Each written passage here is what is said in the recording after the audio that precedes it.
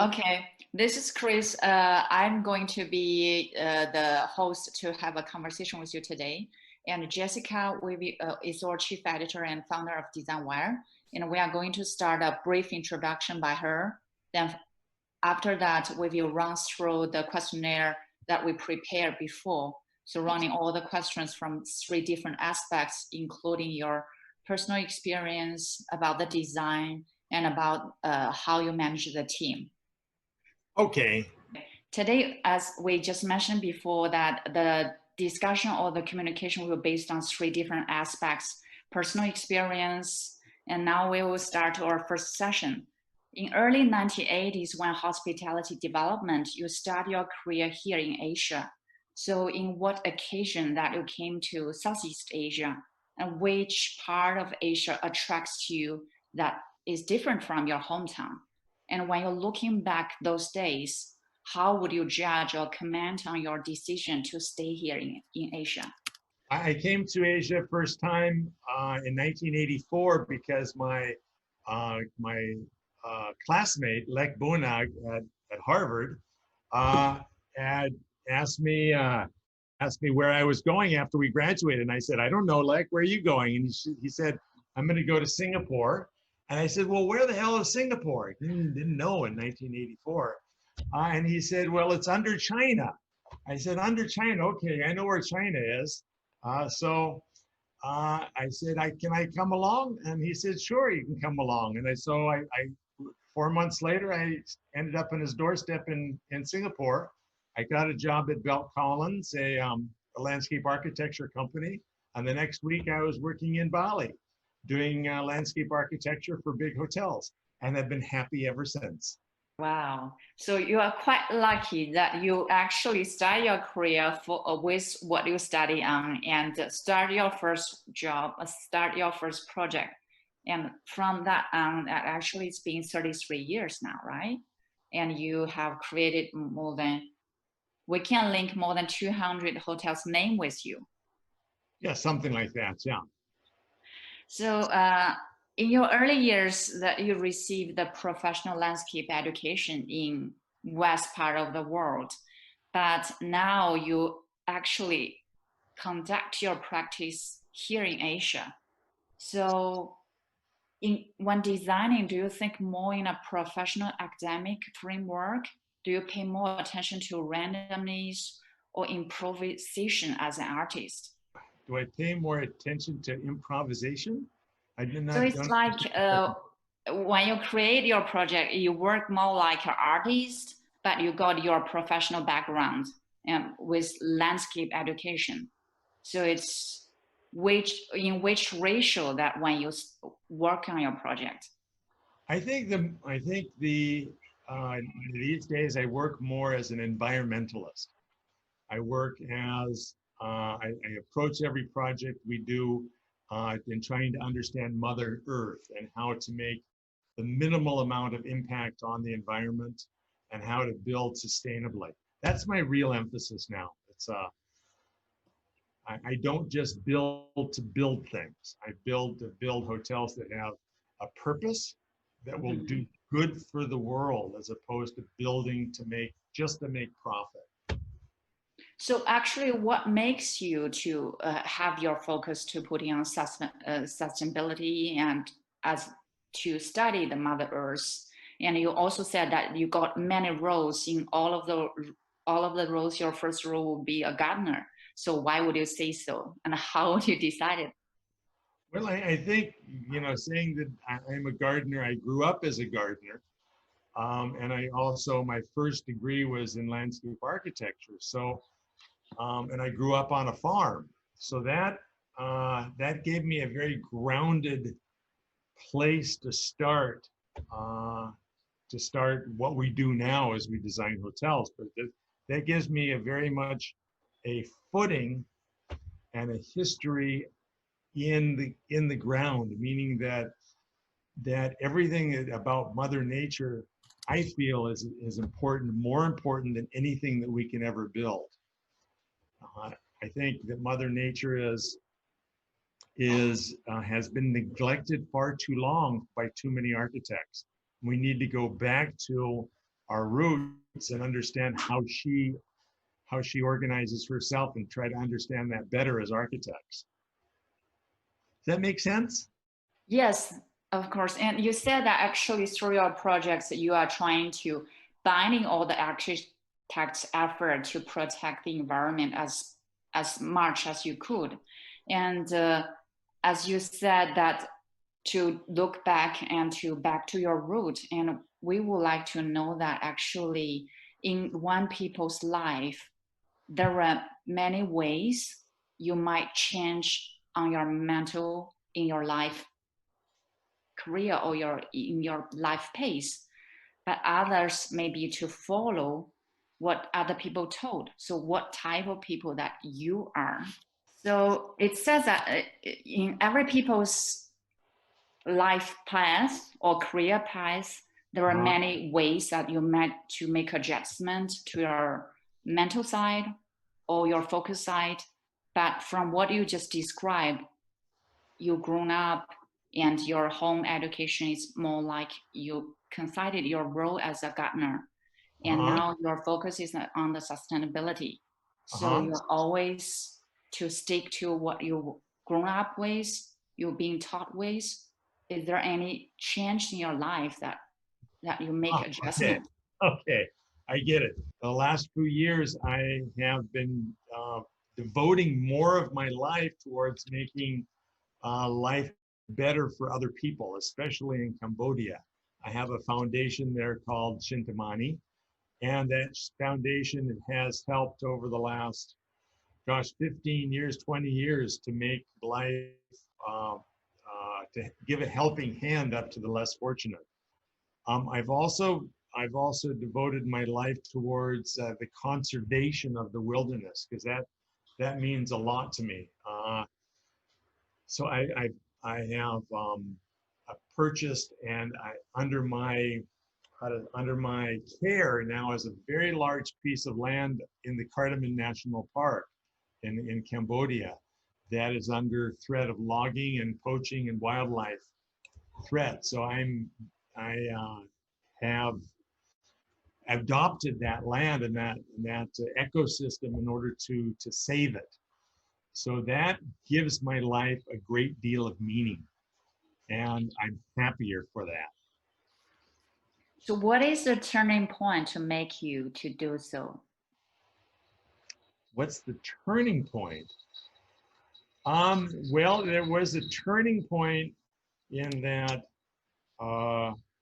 about 20 years ago now, maybe a little longer, about 20 years ago, I was friend Sakun Chenprida, a Thai person or a Cambodian person. And he brought me to a town outside of Siem Reap in Cambodia. And I saw a family of one mother and 7 children. And that probably the oldest child was maybe 8 years old. And there was a 7, 6, 5, 4, 3, 2. And the smallest baby was almost 2 years old, and he had a big stomach because they weren't eating right. In fact, all the children were not eating right. They didn't have enough food. They were eating the roots from the forest, and they were living on a pile of sticks with no roof. And I saw how they were living in absolute poverty, and I had never seen poverty like that before. And I started to cry, and I swore to myself that as much as I could, I'm going to help these people. And since then I have. As for DesignWare, and we are a media, and we also start to taking on some roles like to provide part of our benefits to the students in school or to the poverty students who could actually to know more about the world, to know more about the design world. That's what we start to take on. And we think it's very meaningful for you to do such things, to encourage more and more people to involve into saving our planet, to protecting our environment, especially in those challenging period of the time. From your traveling experience, we see that you love adventure, and you also bring this part to your design. So how do you, could you give us some more examples for that? How do Well, you connect them? I'm a very active person. I run every day, and I have my 6 dogs here that I run with every day. And I love adventure. I go fishing in Mongolia for at least a month a year. I didn't this year, but I love being outdoors. So one of my best project is something called SHINTA MANI WILD in Cambodia. SHINTA MANI WILD. And there I designed the hotel, I own the hotel, but we designed it so that when you arrive, you have to fly by zip line 400 meters across a waterfall to the other side of the waterfall. Then you have to go down a very beautiful bridge. Then you get on another zip line and you fly into the lobby. For me, bringing adventure into hospitality is very important. That same place, SHINTA MANI WILD, has 3 different boats that I designed. It takes you out onto the estuary. We have kayaks. We have bicycles, mountain bikes. We have people that know the butterflies who can take you out, and we have people to take you to stop the poachers. And every day we are stopping many poachers that are taking wildlife and taking trees and logs out of our forest illegally. Yes, and besides the experience, I believe that you also bring the education meaning as a part of the people's experience who stay there. And you always mention that experience, education, the environment. And so we would like to know that apart from other hotel, like hotel management groups, the typical things, and what's Bill Bensley collection different from others? Like what you said, experience, education. Well, we have the Bensley collection and SHINTA MANI as a group. We have an ethos about giving back a percentage of all of our room nights, and we have a hospitality school to teach young, unfortunate Cambodian people the ability to work in the hotel. And we've had that now for about 15 years, and we've graduated over 300 graduates and changed lives. So that's very much part of our ethos. And now we are starting a school in Cardamom National Forest to teach young ladies how to sew. And we're taking all of, this is an interesting new project. We're taking all the end cuts from Sumbrella, a big factory here in Bangkok, and then sending to Cambodia, and they're re-sewing according to my design. And then they are making money to help their husbands to stay out of the forest and stop shooting animals. So it's giving back to the society, giving back to them. And you're talking about, actually, this is the kind of mad experience or adventure that bring to the guests who live there, but also giving back to the society. So we used to see in the article that you said that there are 3 words you use to describe your own character, such as serious, curious, and eccentric. So in what occasion that you use 3 different words? Like when you see that you're serious, what time that you see you are curious? Oh, yeah, good question. I think I'm serious when it comes time to making what we call working drawings or construction drawings, because for our clients, because you can't make mistakes. I think when I'm curious is when that's at the beginning of a project, when I'm trying to understand all the aspects of a new place and a new project. So I will read, a big stack of books, and I will try to understand as much as I can about the microclimate in which we're building. And eccentric, well, I'm always eccentric. So you always bring this kind of wacky but wild creative ideas to your projects. Exactly. And that's we actually to get from your project. And we would like to know that your representative hotel design like the SHINTA MANI WILD. So it's not only unique in appearance, but also unique in experience. So when people get into your hotel from the kind of urban city, from the bustling city, and found it's quite interesting experience in your projects, and the only feedback that you got from them is love it and great. And so we would like to know that in those kind of hotels, actually, it's very attached to the nature, the mother of earth. So how would you combine, or how would you to make a good balance with the nature landscape with your human touch, with artificial ingenuity? I put, for me, I think that the greatest luxury that we can have going forward from COVID is private outdoor space. And there's very few places in the world where you can go that has, where you can be alone in a forest or alone anywhere in Mother Nature, but be an absolute luxury. And I think that's the key, is that at SHINTA MANI WILD, we have only 15 tents, which occupy something like 800 hectares of land. I think that's something like 3,000 mu.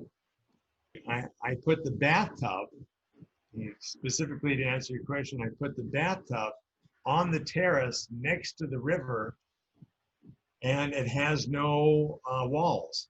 So if you want to take a bath, you take off your clothes and get in and be and understand. What I'd love to understand is you be in nature and really absorb nature in the bathtub naked. I think the limited number is also the best way that after your research or after your study to maintain the surrounding areas, the environment of the surrounding areas. Well, that's right. You know, it took us almost 3 years in order to find the perfect places on that piece of property that had just enough clearing, because it's a jungle. But we found just enough place to found a space for a small footprint of each tent. So we didn't cut down not even one tree. To protect the environment, it must be a kind of an energy exhausted way that you think or you conduct your design. But at the same time, you also to make use of the local materials to be part of your design. Is there any more stories that you could share with us about that? Not destroy, but also to utilize the local materials apply it into your design. Well, in this particular case, what I'm particularly proud about is what we used in the designs was that we have perhaps 3,000 unique items that are on property that are perhaps on an average of 50, 100 years old. So I'm taking old furniture, old props, old walls even, and architectural remnants, and then lifting them up and giving them a new life, right? Because I believe that to build a hotel, you don't have to make everything brand new. We can use the materials and the old things that we have around us and give it new life is much more sustainable than even to take the material that's next door and make something new. Does that make sense? Yes, so no matter is to keep the old things to into the new use is also is also a way that to show your love to our Mother Earth. Right, right. Yeah. As you just mentioned that you use the 100 years old things into your design, and sometimes you custom exclusive furniture and artworks for each project, and the custom parts even including the uh, clothing, the staff uniform, the signs, and the graphic design. So how could you actually to place a huge list of items in your project? Well, I think it's in every project we do, it's always very different. For the uniforms, we use the old Levi's jackets, and then I designed a whole series of patches. And these patches we put on the jackets to make them very um, eccentric, right? Yes. To make them very different. And they've been very, very popular, and they're helping in sales. They're helping to help us, especially when we have no customers now during COVID, to keep the rangers there on site and protecting our property. You also mentioned about that the 15 property in your project, it said that you could actually to connect yourself to the nature. And so we have to see the spa is a very enjoyable part of the resort project. So what do you think, or how could you share with us your philosophy to design the spa part for the resort project? That's a good question. In that, what I did there was that we had this beautiful granite stone, these giant boulders, and I took the spa and put it up against that boulder so that one whole wall of the spa room is the boulder, but you're still inside, and you're safe from the mosquitoes, and you're safe from you're safe from the animals at night. There are but you can also go and touch this beautiful boulder wall. You can touch it and feel it and be with nature. And inside of that spa, from the wooden floor is growing up the vine, right? Okay. And also here is growing up through the room, there's another tree, so that virtually there is a jungle inside of your spa room, because I want people to be in nature all the time. But in this case, it's air conditioned. Okay, so jungle feel, but in the very cozy and nice environment that for the guest could stay with. So you talking about it's because it's in the SHINTA MANI WILD, but what would it be in the hotel management group's hotel that you created in the past? Um, I Yeah, I've gotten lots of awards for resorts. And you know what? I'm going to tell you two stories. The most, my favorite one that I've created so far is at the Four Seasons in Chiang Rai. It's an elephant camp, and it has only two walls, and the other two sides are open to a big valley. And that valley is where the elephants are eating. They're eating all the time, the elephants. And you can hear them, and you're being massaged, right? But we have a mosquito net over you, so you're not being stung by mosquitoes. But I think that is wonderful, to be able to hear the elephants, and you can see the elephants underneath you. You're way up in the valley, and the elephants are down below. I love that. Number two is a project I'm doing in Antigua, which is in the Caribbean. It's a country called Antigua and Barbuda. And what we're doing there is I'm creating a village. And it's a village based on the architecture of the Arawak Indians. And the Arawak Indians were the people that lived on these islands, in the Caribbean islands, before Christopher Columbus, before the white man got there. And they built their houses in a round way, in a circular fashion. And they built with using the wood and the grasses that they could find naturally. So I've been studying that architecture. And I've also been studying the plants and the plants that they use for natural, how to say, remedies, for medicines. And we're going to use all that ancient knowledge we're going to use all of that knowledge in order to unique style of spa. I hope that made sense. Thank you. Thank you for your sharing with what between the Bensley collection and what you achieved in other hotel management groups like Four Seasons. So under this circumstance, we would like to know that what are the opportunities for the Bensley collection?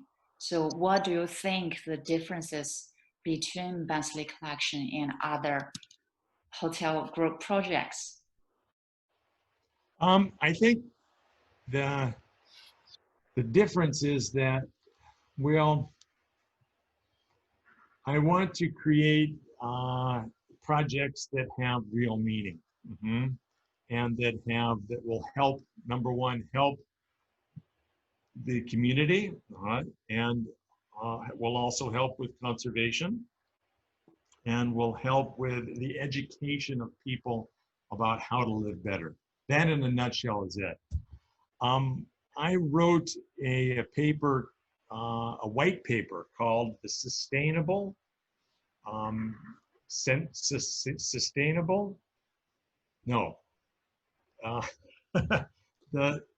Sensible Sustainable Solutions. And that is about, that's about how hotels can make better, how hotel companies can make better projects and more meaningful projects. And I wrote this about 6 months ago, and I would like you to put this on your website so that all of the Chinese people can download this paper to read in detail. It's free. And I want all of the Chinese hotel companies to put that inside of their building standards. Because there's so many points, many more points than we can discuss today, but I would like to share that information, and all of my knowledge over the last 35 years is only in 20 pages. So if you could put that on your website, I'd be very happy to share. Sure. We will do that. We would love to do that. And also we would like to know that for the solutions that you prepared you announced 6 months ago. So you start to apply it not only in your own Bensley collection. And I believe that in the future projects, when you deal with hotel management groups, you are going to try your best to persuade them to do the same thing, as now you are providing it to us to educate the industry peers to do the same thing. So since we brought out this, there's been so many hotels that have been influenced by what I've written and about, even in a small way, it doesn't matter, but there's been so many, and so many companies have taken that white paper and put them into their building standards to influence both owners and designers. So it's already been very, very successful. And while the building has slowed down now, I know that after COVID and so forth, that it will continue to have influence on our community of hospitality. So you actually, as we said, that because of the COVID-19, we pay more attention to the planet that we live with, but you actually started the sustainability initiative years ago. And the definition about the hotel, of course, it would be changed after it. And you already have a step forward before other people's.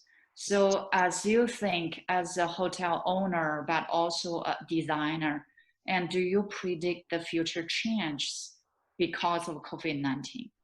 I do. I think that we're going to travel less and we're going to travel better. And I think the people that are traveling less are going to be looking for places where they can have more space.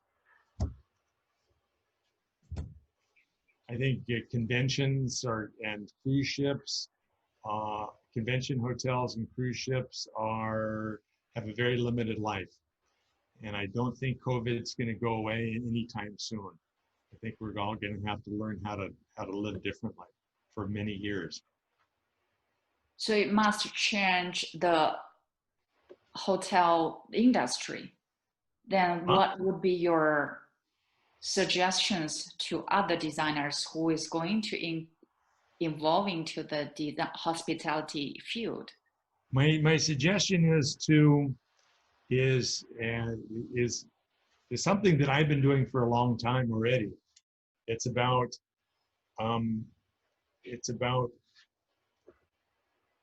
building less, but building better. It's about traveling less, but traveling better. I think that we no longer have a place in the world for hotels that are 200 rooms, 300 rooms, 400 rooms. I don't think that's the possibility. And I know that's the way of the world in China. But I think that if we start to think about building hotels that are less dense and more of the capacity of 30, 40, 50 rooms instead, that have more space and more personality and more personal service, I think that's the way of the future. What about you? I haven't traveled from the beginning to now, beginning of the year to now. And also we believe that the working space should be larger than before so people can keep the social distance, but also you could enjoy your work more than in the past.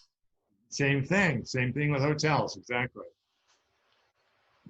And you mentioned about the differences between the traditional hotels in China now.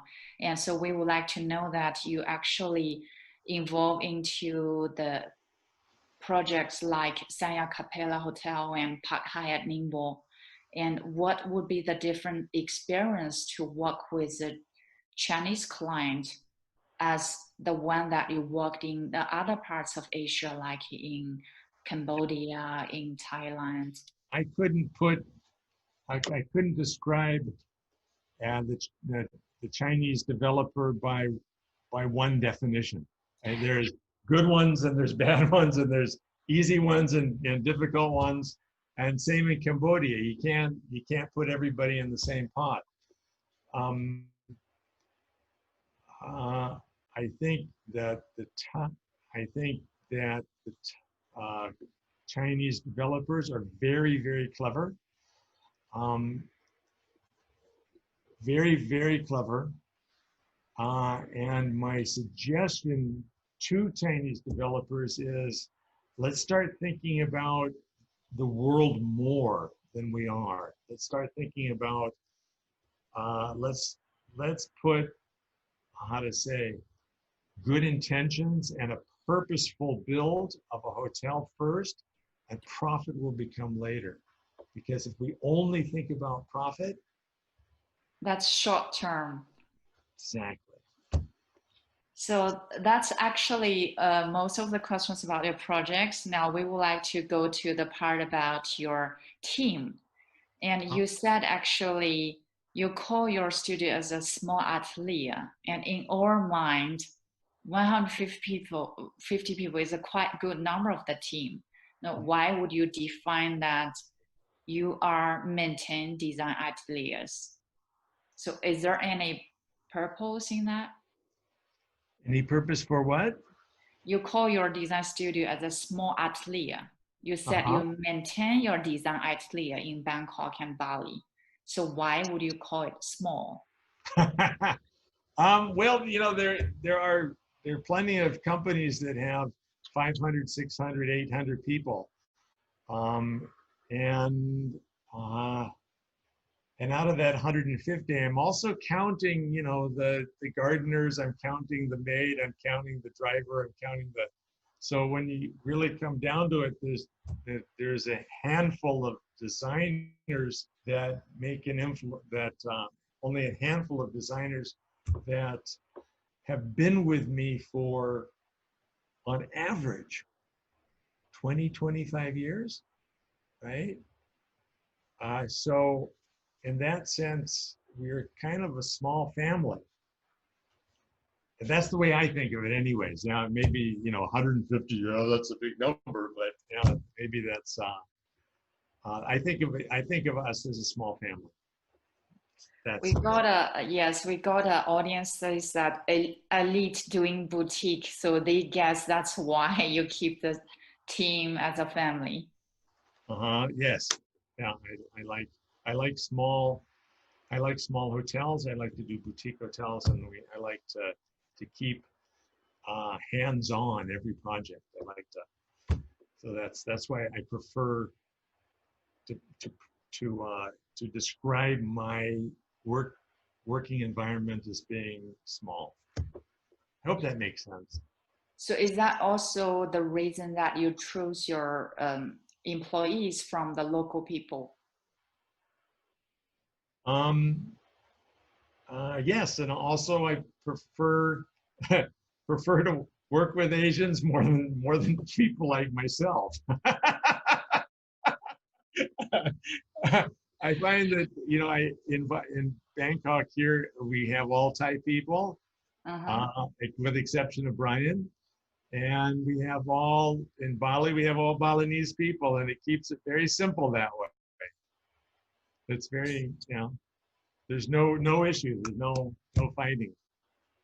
Okay, so so there is actually most of them are local people. Then how do you communicate with your employees? I can speak both Thai and Indonesian. Actually, we actually prepared and we run through all the questions prepared in the before, and we received several questions from our audience. So that's I'm going to actually have you to participate with interactive with our audience. And the first question would be that you said that when you design a project, you need to go over a lot of the archives or the materials or the informations to start your design. And what kind of materials that you would look at, you would research, and how to utilize what you get from the materials and to apply into your like hotel design? Good question, very good question. I have a couple of answers. Anytime I go to someplace new, even if it's for leisure or if I'm starting a new project there, I will always go to the place of religion. It can be a Thai wat, it can be a Buddhist temple, it can be a Balinese temple, it can be a church, a synagogue. It doesn't matter. I go to the place that has to do with religion in that place. Why? Because around the world, generally, us humans, we have a history of putting more energy into places where we worship. Now it might be more like our shopping centers, but in the past, we put in more energy and more design into the places of worship. So I will always start there. And number two, I love history. So I will always try to figure out what is the best novel, the best short stories, the best historical books, the things that are fun to read that will tell me about the history of a people. And number three, I love art. So I will always always go to every single art museum that that place has. And I will try to understand who are the most famous artists of that place, and to buy every book that they have, and understand why they're building, or why they're painting, or why they're making sculpture, why their artistry, what makes them tick, what makes them different than the next place. So 3 things. Then you would use what you absorb from them into your design. So when you start to design the hotel, what are the key factors that you always put in your mind? I will always start with the understanding of the site first, because many of our projects are in places of great natural beauty. And I believe that when I've given a site of natural beauty, like say, for example, Capella in Ubud, I believe that no matter what I do, no matter how good of an architect I am, I'm only going to make that place worse. I'm not going to make it better. Although I'm a good architect, I'm not going to make it better. So I think about how to make a minimal impact on that environment. I think about how I can put what I want to build onto the site and make a minimal impact, and not mess up what Mother Nature has been building for the last 10 million years. That's what I think of first. We got the response from the audience that they would like you to share more about your design experience. So they would like to hear more about when you designed the SHINTA MANI WILD, like create the experience to bring the guests into your hotel, then provide them to calm down their mood with the gin tonic. So they would like to know more about your design. So could you give us more about your SHINTA MANI WILD, and would you plan to actually to bring this Bensley collection come to other places in Asia, like China? Well, you know what? We are building in China, SHINTA MANI. We're building now on a beach called Lung Bay. It's in the Zhejiang province. And if you look at a map and you see Hainan, Yes. and you see the north part of Hainan, which is Haikou, right? And Yes. if you go from Haikou across to the mainland of China, that's where our project is. And we are building, this is really neat. It's a really neat project.